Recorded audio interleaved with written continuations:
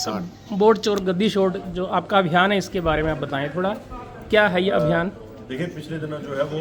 प्रदेश में इसकी बैठक हुई है, जिसकी अध्यक्षता जो है वो जो कमेटी के हमारे कोऑर्डिनेटर चेयरपर्सन हैं हिमाचल के हमारे मुख्यमंत्री मुकेश अग्निहोत्री जी, उनकी अध्यक्षता में और प्रदेश अध्यक्ष प्रतिभा सिंह जी की अध्यक्षता में बैठक की, जिसमें जिस बैठक को जो है वो जूम की ऐप की उसमें जो है वो हमारे राष्ट्रीय प्रभारी जो है उस मीटिंग में शामिल रहे और मुख्यमंत्री ने खुद जो है वो हस्ताक्षर करके जो इस अभियान की शुरुआत की है। इस अभियान को जो अब गांव स्तर तक लेके जाएगा, जिसकी हमने आज से समीक्षा बैठक रखी है और पूरे जिला के सभी जो है वो हमारी पार्टी के पदाधिकारी जो हैं, ब्लॉकों के अध्यक्ष और जिला की कार्यकारिणी के सभी सदस्य उसमें शामिल होंगे और गांव-गांव तक इस अभियान को लेके जाएगा और हस्ताक्षर अभियान के तहत जो है इस कार्यक्रम की शुरुआत की जाएगी। जिस तरह से आपने देखा कि जो वोट चोरी का जो मामला जो सामने आ रहा है और लगातार ये बातें आती थी कि जिस तरह से आपको याद होगा हिमाचल में 2017 के चुनावों में जो एक व्यक्ति सरकार से जिसने चुनाव लड़ा, उसने कहा कि मेरे परिवार के 5 लोग हैं, मगर 5 लोगों के वोट भी जो है वो मुझे जो है वो अपने बूथ से नज़र नहीं आए। तो कहीं ना कहीं बहुत बड़ा मामला था जो अभी तक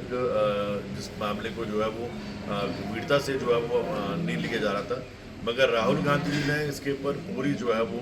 छानबीन करने के बाद अब इस चीज़ को उजागर किया गया है और देखा गया है कि बहुत से लोग हैं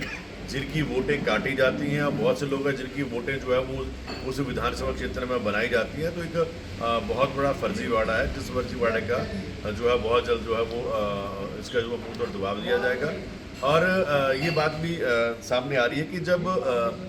ईवीएम के चुनाव के ऊपर जब कहीं न कहीं उसके ऊपर शंका जब नज़र आती है तो जो सरकार है वो वैलिड के ऊपर चुनाव को क्यों नहीं कराती। और ये चीज़ें भी इसके साथ मैं जोड़ के कहूँगा, क्योंकि मैं अपने हिमाचल का भी प्रदेश में भी जिस चीज़ों को जब मैंने 2017 में चुनाव लड़ा तो हमने भी चीज़ें को देखा है। तो अब ये अभियान जो है जन जन तक जाएगा और लोगों को जागरूक किया जाएगा और हर वर्ग जो है इस अभियान में लगातार शामिल हो रहा है और लोगों को समझ भी आ रहा है कि बहुत से लोग थे जब फॉर्म 16 इसमें फॉर्म भरने के बाद जो है वोट काटी जाती थी, मगर यहाँ पर बहुत से लोग हैं जिनकी वोटें जो है बिना फार्म को भरे जो है वो काट दी जाती हैं और बहुत सी वोटें ऐड हो जाती हैं। आपने देखा होगा वोटर लिस्ट में जो है वो लास्ट पन्ने के पर वहाँ पे एक डिलीट का पेज होता है जिसमें वोट एडिशन और डिलीशन का जो ब्यौरा दिया जाता था। तो वहाँ पर वो बहुत सी चीज़ें नज़र आ रही हैं कि बहुत से लोग ऐसे हैं जो जिनकी परिवार की वोटें जो है वो उनके होते होते कट दी जाती हैं, ना परिवार उसमें शामिल होता है। तो ये एक बहुत बड़ा फर्जीवाड़ा है, इसका अब बहुत ज़्यादा पर्दाफाश हो रहा है। वोट चोरी का ईवीएम से जोड़ते हैं कि वोट काटने उसमें रखते हैं कि नहीं, मैंने कहा जो वोट चोरी का जो मामला है वो तो है, मगर कहीं ना कहीं जब ईवीएम की बात भी आती है उसके ऊपर भी शंका जो है शुरू से सभी दलों ने जताई है और इसका बहुत बड़ा जो है नेशनल लेवल के ऊपर विरोध किया गया और ये बात भी पहले रखी गई थी कि ईवीएम से वोट जो है वो बंद, क्योंकि ईवीएम में भी एक बहुत बड़ा घोटाला जो है वो हर बार नजर आता है। लोग अपने आप जो है वो मैं अपनी बात करूँ 2017 के चुनाव में जब वीवीपैट की हमने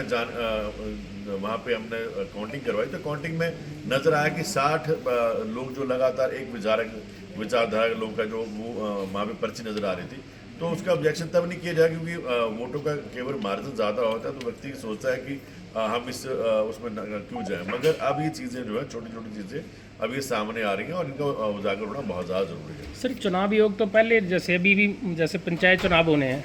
तो अपनी मतदाता सूची लोगों को दर्शाने के लिए रखी हुई है कि ये आपके इतने समय तक आप देख सकते हैं उसमें आपकी वोट है या नहीं है, और उसके बाद ही दोबारा नई सूची जो है प्रकाशित होती है। इसके ऊपर आप क्या कहेंगे? देखिए,